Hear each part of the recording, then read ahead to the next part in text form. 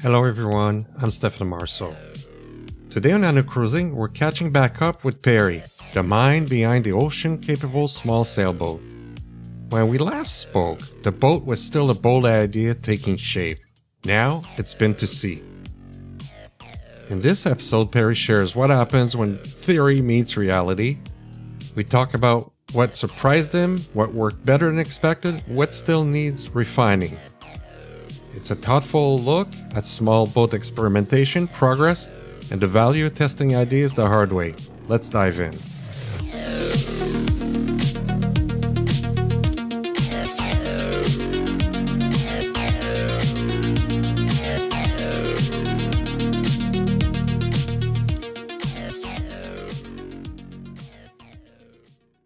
Welcome back, Perry. It's so great to have you back on the show.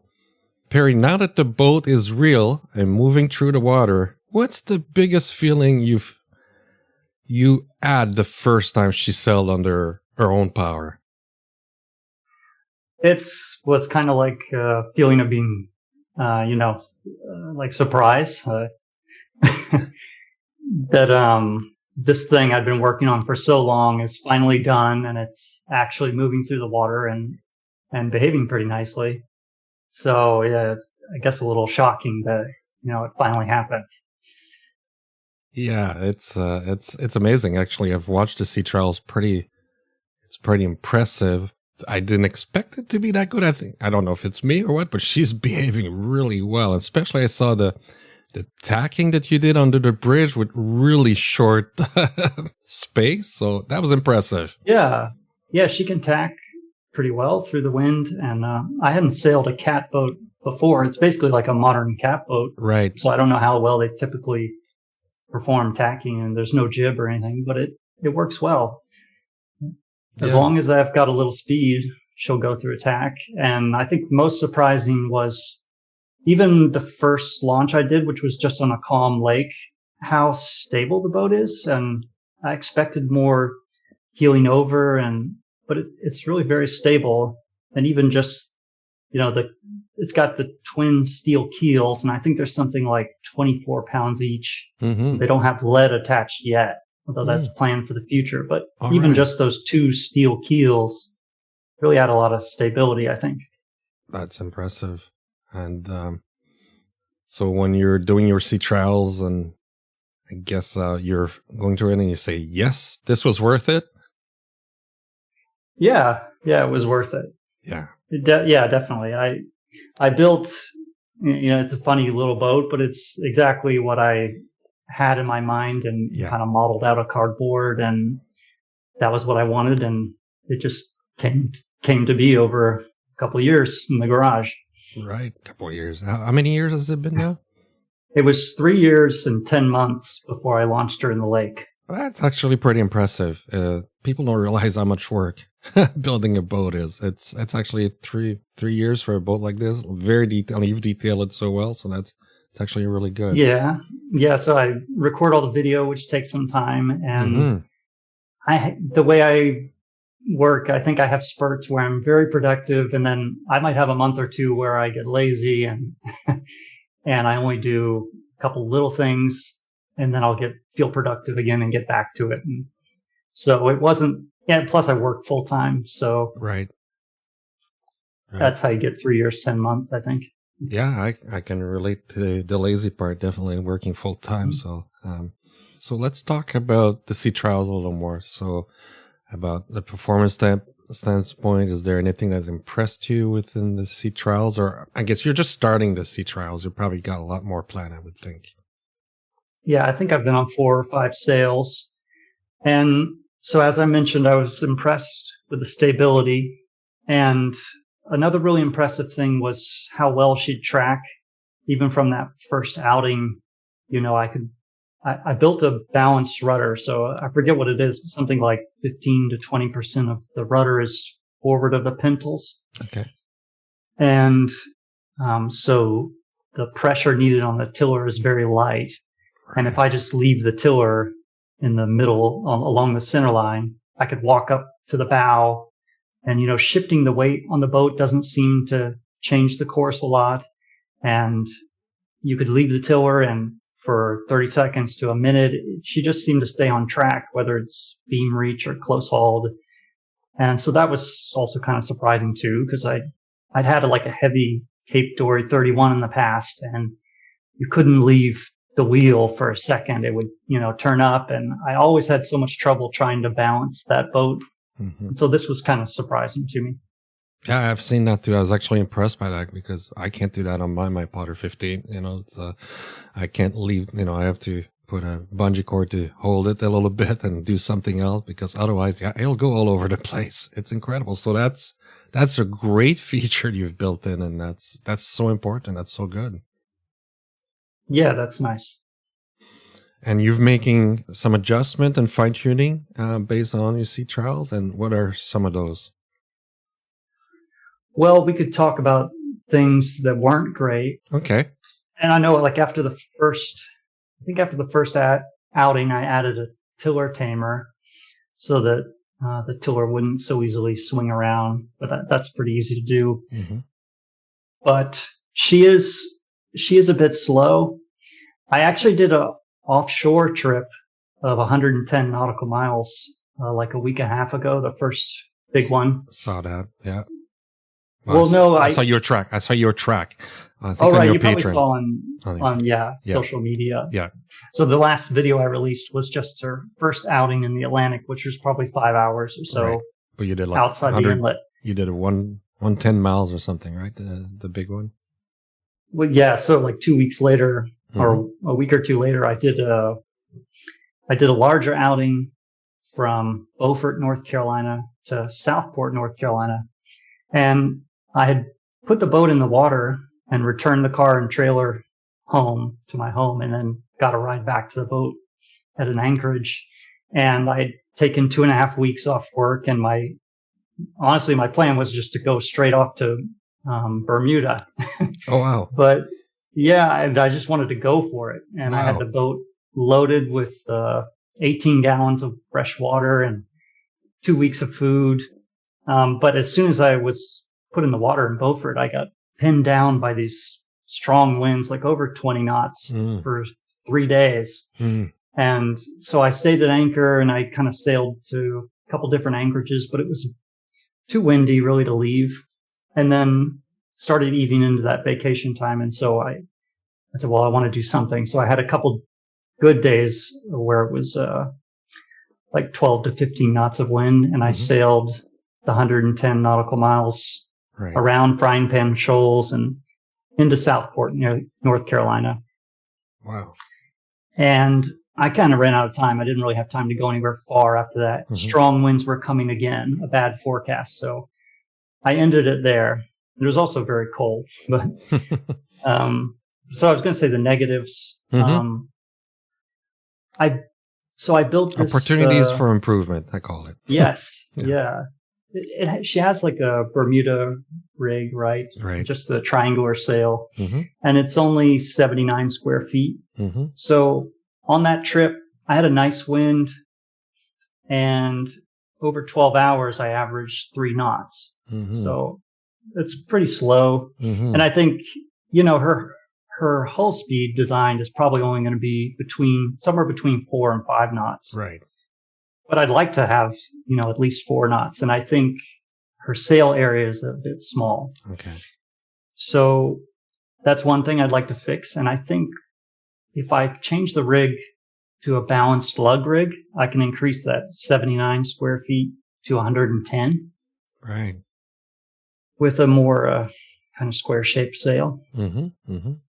The other thing I noticed is that my mast was too bendy, which was kind of expected. I just made it from carbon fiber windsurfing mast sections. Right.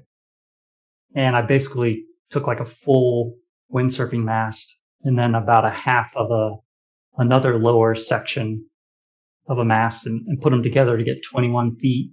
Okay. And reinforced it with extra carbon fiber.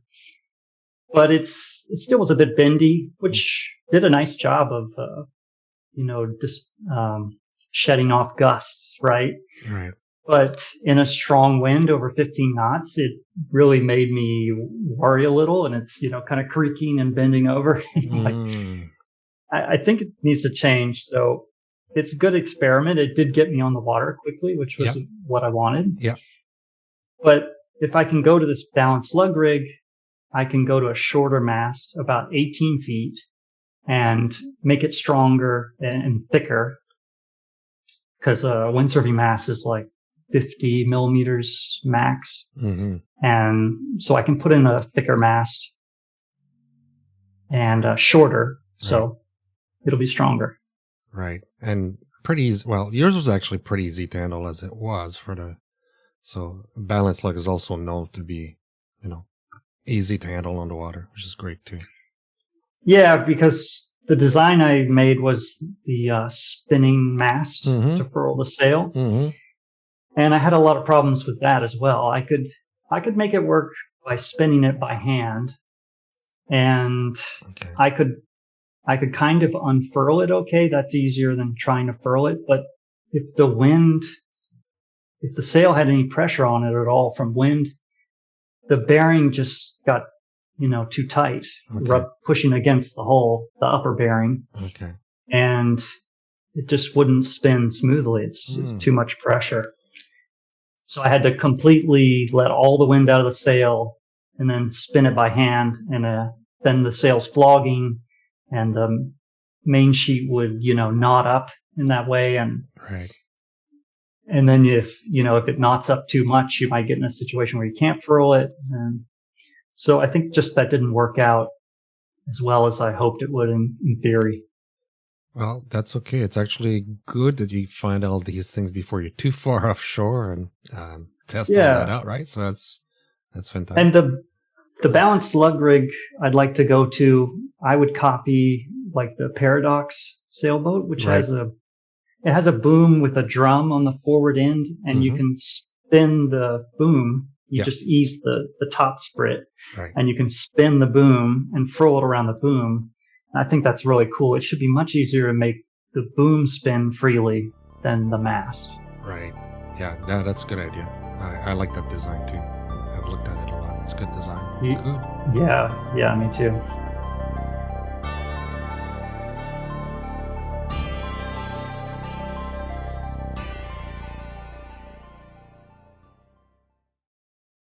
How's the reception been online? Everybody's seeing it. Everybody's excited. Yeah, the reception is largely positive. Yeah. And I think people see, especially people who've been around a long time, they see someone who's been building their dream in the garage, and working through all these little problems and then getting to sail it again. I felt a lot of pride getting to sail her after working so hard on it. And she's beautiful. A lot of people, the colors are beautiful. Thanks. She's so beautiful. I like her. A lot of people saw that too. And then, you get some negative comments, but they're honestly not much. And the mistake I made was I posted to a couple of Facebook groups, that are for sailors, and the people who don't know me, they don't know about the past journey to build. And so they just see this kind of crazy looking white boat with some highlighter yellow and a blue stripe. And it looks a bit, it doesn't look like a traditional boat. If you have a traditional looking kind of something that looks similar to the wooden classics, everyone's going to love it. But you put something kind of modern and a bit funky looking and a new audience, if it gets a lot of attention, then you're going to draw some comments. A lot of people don't like the look. They think it looks quite ugly and assume that it won't perform well at all. And I'm fine with people thinking that it looks ugly. That's really just depends on the person. That's right. If you have a wife who's beautiful to you and some stranger thinks she's ugly, I mean, what do you care? but the thing that annoyed me was people saying, "Oh, that's only for downwind sailing, right? That'll never point upwind. It's the freeboard's too high to do any sailing higher than a beam reach." And so I made sure to take that clip of me sailing in this narrow channel under a bridge in Beaufort, and I clipped it Yeah. And I sent it back into that Facebook group and said, okay, you can call it ugly. That's fine. But don't say I can't point upwind because Yeah. look at this. Yeah. Can your boat do this? So I shouldn't let anything like that bother me, but No, I'm that's human okay. and it does bother me a little bit. No, that's okay. It actually bothered me. I had to tell somebody. It's like, no, haven't you seen scout bows? They're the rage now. Come on. And it's Yeah, not. I think that's part of it. And I didn't really know that, but I guess people don't believe in that scow bow shape working, but Well, really it does work well. well, that's what the big racers do now today, right? So Yeah. getting any feedback means that you're doing something. Somebody tells me you get bad feedback. It's better than getting none at all. That means somebody cares and watches you. So that's actually not a bad thing. So Yeah. that's all right. And I think you've proven its design. You're still proving it, but you've proven definitely she can point very well. So that solves a lot of that. So looking back at the build, what's one skill that you came out with that you didn't expect to learn? I'm trying to think. I mean, I knew You could learn every skill basically you needed for this boat then. Okay. Right. I really had no skill in setting up an electrical system. So that's one where I just had to ask some other boat builders, like, can I have a copy of, your electrical diagram? And one other builder drew up for me what he used. And I went on YouTube and just tried to learn about how to wire up boats. And yeah, I just didn't know much what I was doing with the electrical system and, how to know what size breaker you need and all this. So that was something I had to completely learn from scratch and try. And then I had people say, this breaker you use is completely too large and go back and say, okay, I'll fix that. Cause I just don't know, but that was kind of fun to learn. It's good to have that community that helps you along the way too, as you're very open, transparent about what you're building. So you get a lot of feedback in the comments and you incorporate that. So I think that's not easy to do, but it's great. I see what it does to your how you built it, right? So yeah, I do listen to comments, and when there's good stuff in there, I try to correct things I've done wrong. But there's also stuff.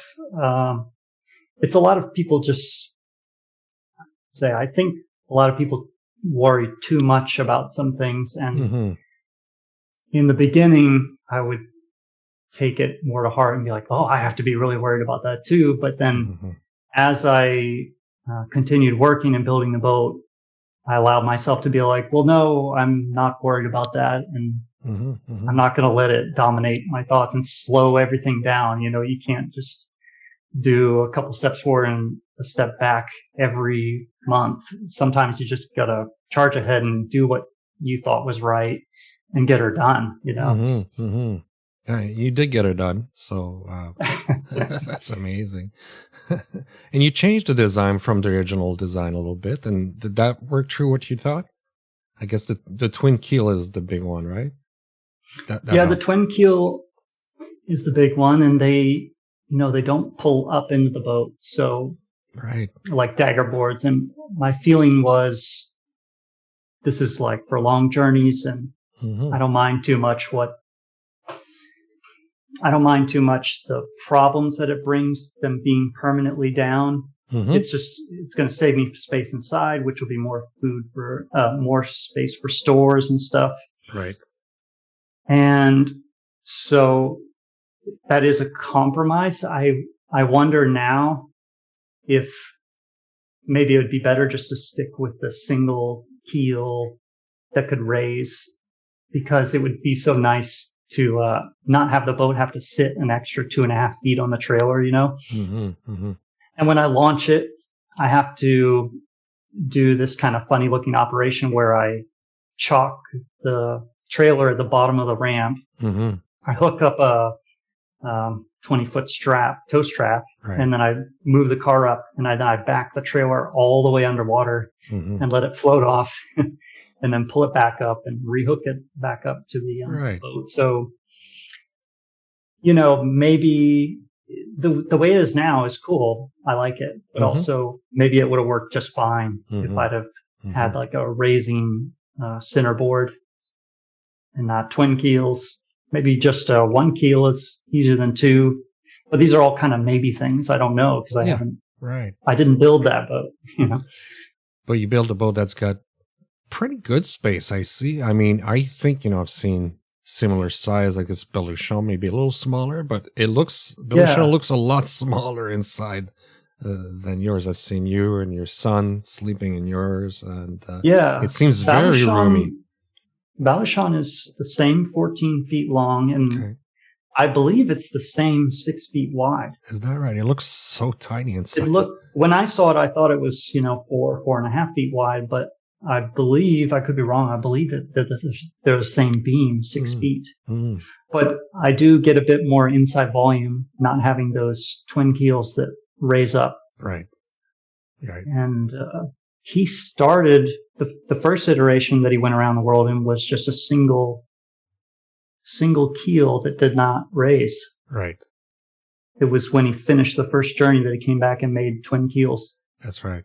That raise, which is pretty cool. It's nice you can just pop it onto a flatbed trailer and drive across Canada. That's what he's doing. I'm trying to follow where he is. Yeah. That's kind of what he's doing now. Yeah.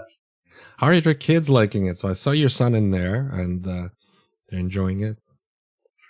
Yeah, I had taken my son on bigger boats, but he didn't like it as much and he got seasick. And I was amazed kind of that I got him to go on that weekend sail on my boat, and he seemed to love it. Yeah.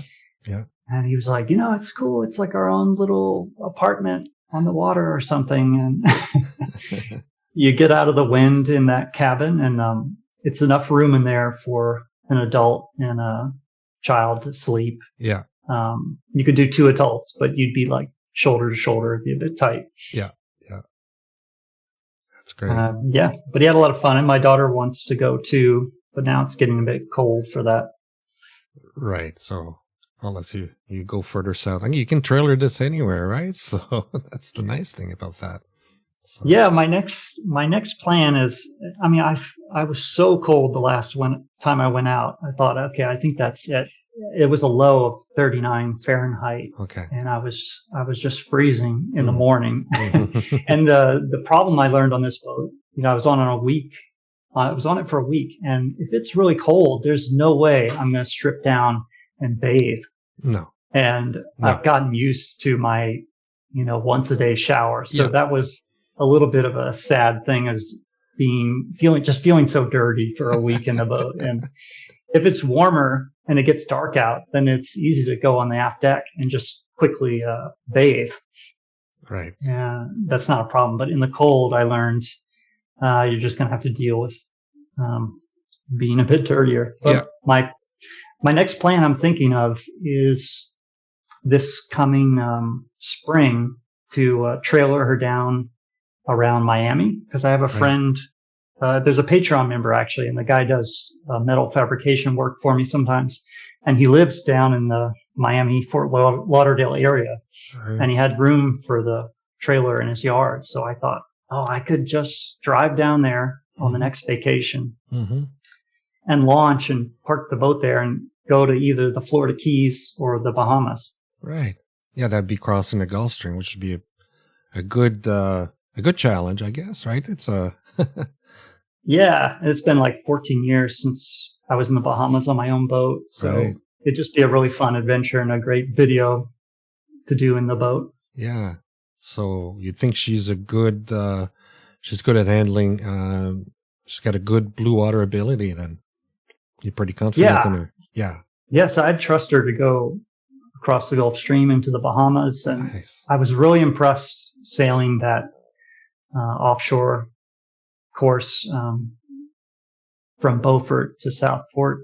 And the amazing thing to me was I thought the wind vane I made would require all kinds of adjustment and really balancing the sails and everything. But I was on kind of a deep beam reach, and I had a very steady, strong wind around 15 knots.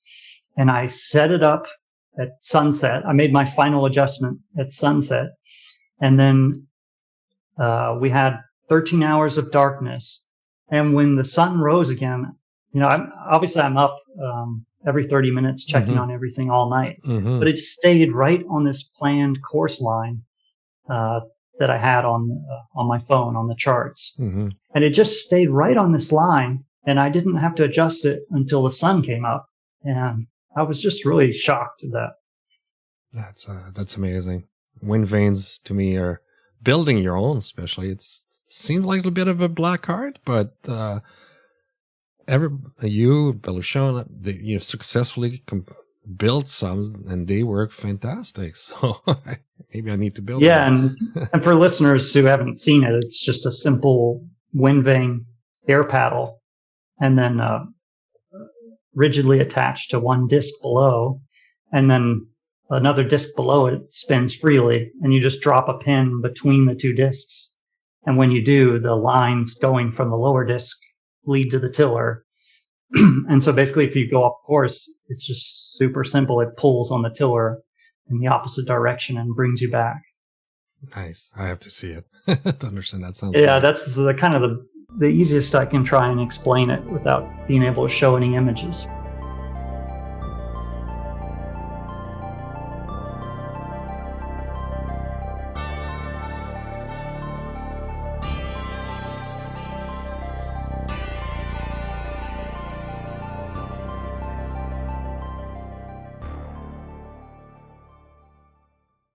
What about sea conditions? What have you tested so far, and what else are you trying to push your limits, maybe?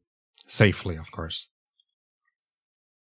Well, so let's see. I had the very first Atlantic outing was just a few hours, and it was kind of light, light normal winds, and there weren't any big swells or anything. But then the larger the larger voyage I did, the seas were like maybe 3 to 4 foot swells. So they look a bit bigger than that on your when you're on a little boat. On a little boat, they must look big. Yes. And the winds were kind of strong, like 15 knots. And so that's the condition that she's been exposed to. Nothing crazier than that yet. Of course, that's on purpose. I don't really want to do the first test and anything scary. No, we should test scary close to home, I guess, right? So. Yeah, well, I'll probably do a new rig this winter, right? And then we'll start testing again, and but I'll probably pretty quickly go and do that Florida trip to the Bahamas or Key West. I haven't decided. Right. And but I don't know. I have pretty good confidence in her with how she's behaved so far.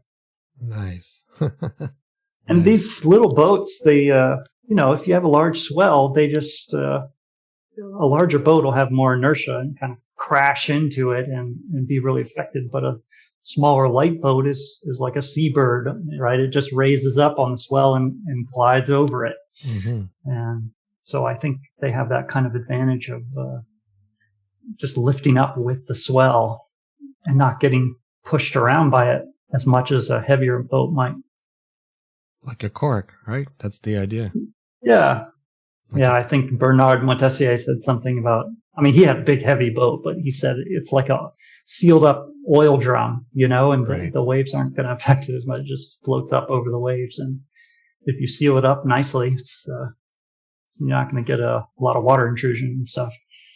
It's so nice to see somebody build their dream and actually live it. So I'm so happy to see that. And so what advice would you give somebody? I always ask that, who's thinking about building something unconventional and doing it. Yeah, I think if it's unconventional, all the more reason to just start building it yourself, because you're not going to be able to buy it out there. Yeah. And I haven't built something really that is like a mass-produced thing. I think if I was, I like those 580 sailboats, but I Right. think at this point, if I wanted one, I would try to buy one that was already built. Correct. Because it's a big, It's a big expensive commitment. effort A big, to build it expensive yourself. commitment. Yes. It is. So, to me, in my little opinion, if you're going to take a lot of time it requires and money, I would want to do something that doesn't exist out there in the world. That's Yeah. what you really want, but that you can't really find or modify something else to do it yourself. Right. Yeah. Probably, yeah. I think a lot of people, they enjoy building a tried and true design, like say the S-Camp, right? Because they just enjoy the building, and so that's great if you like that. Yeah. But maybe to me, it's more an exercise of building something that doesn't exist out there. And does that make any sense? It does. Absolutely. Yeah, I like that because your boat obviously is unconventional. So people sometimes are afraid to try something conventional, but I think you're a success of what you saw in that design, right? So, and it works. So far it's worked well. We're still testing. Yeah. Super stoked to see what's next. So you're talking Bahamas or the Keys, and we're looking forward to that. Is there more? I don't know if you want to reveal more. Is there more you want to do beyond that? There is. I've always said I want to do an ocean crossing, and probably some people feel like, well, when are you going to go? You launch it, and I said, well, okay, when are you going to cross the ocean? And it's not really that kind of channel. That's right. It's going to go slow. It's going to be testing. It's going to be shorter journeys, and it's going to be me figuring out how to get a leave of absence for work for a couple of months and pull off this Atlantic crossing. But I think it will happen. Yeah, I think the more you do, the better. You'll be better prepared, right? So, and I think the YouTube channel is kind of the story of a dad who's balancing raising kids and work. That's impressive.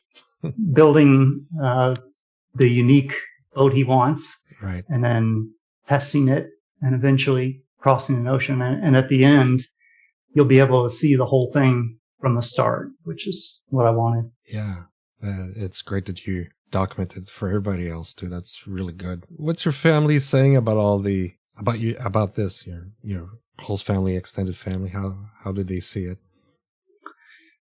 Well, extended family. Well, my dad was a sailor, and he supports it. Oh, and nice. Cool. And my wife is, she's not a sailor. She's not interested in being on the water at all. But obviously, she's supportive. Yeah, she's very supportive, obviously. And I don't think you have to share all the hobbies with your loved one. Right. It's okay they can do some of their things, and you do your things. And we get tons of time together at home. I work at home. So the kids and I get tons of time together, and they enjoyed helping a little with building. And we do a little sailing together. And then sometimes Dad might take a week and go sailing. And right. I think we make it work. That's great. No, that's fantastic. Anything else you want to tell our listeners, or any topics we need to cover that I didn't have in my list? Well, we talked about Balushan, and I think this all started because of that boat. You were inspired by Jan. Yeah, and that was kind of the start of it. I said, I wish he had made videos from the very beginning of that build so I could see how to do this. And I said, well, I'm going to do it too, but I'll just do this favor for other people like me, and I'll record it from the very beginning. So he's partly to blame. So nice to talk to you, Perry. Good. Great talking to you too. And I want to do a third episode when I do a big crossing. Absolutely. What a great success story. If you want to hear more, there's some loose convo that didn't make it to the podcast that I will put on Patreon. If you want to keep up with new episodes, bonus bits, or the occasional questionable idea that I'm testing, make sure you're on the mailing list. Come hang out in the NanoCruising Facebook group. It's really growing, and it's full of sailors, and it's where you can find smart advice and great stories. Thank you for sharing all that there. And if you enjoyed the show and want to keep the lights on, you can support us on Patreon. It's totally optional, but usually appreciated. You'll find all the links in the show notes and on nanocruising.com. Until next time, get out there, have fun, and remember, seize your own adventure.